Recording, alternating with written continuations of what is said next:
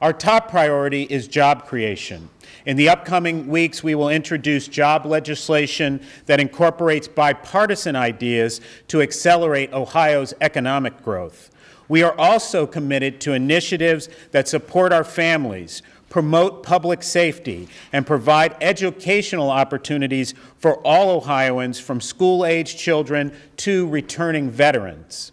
Each member of the Ohio Senate Democratic Caucus will focus on these priorities. We will unveil legislation that will focus on gun violence. We will also have legislation that will reform voting in Ohio to avoid some of the discrepancies we witnessed last election cycles. You know, it's always best to work with people when you can and only fight with people when you have to. And that's kind of the way that I've been operating since I started, and I know that the other members have. So we're looking forward to President Faber has said that he wants to work with us. And so we're here to work. You know, that's what people in the state want. That's what people in our communities want. So we are looking forward as a caucus, as both our leader has said and Senator Schiavone, as continuing to work very hard so that every citizen in the state of Ohio can live their measure of the American dream. That's what we should be doing, from looking at local governments, looking at education, and also looking at access to the ballot. And many of the children who receive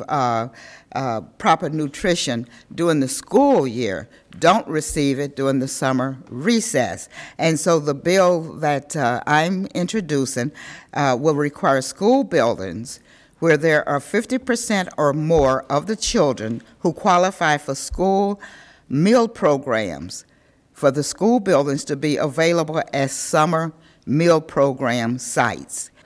My bill would focus in on establishing a family stability commission so that we can ensure that children who grow up in our state are growing up in healthy homes.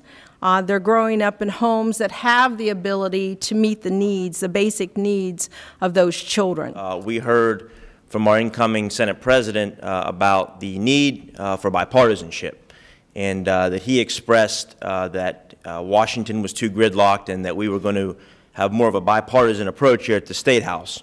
And I'd like to say today that one constituency in Ohio that we all believe deserves our attention, deserves to become a priority, and deserves us to work in a bipartisan way to make sure we're meeting their needs is Ohio's veterans. I've had proposals since I've returned to the legislature that is a mix of constitutional and statutory efforts that would take a large step toward fixing our unconstitutional system of funding our public schools that virtually everyone recognizes relies far too heavily on property taxation.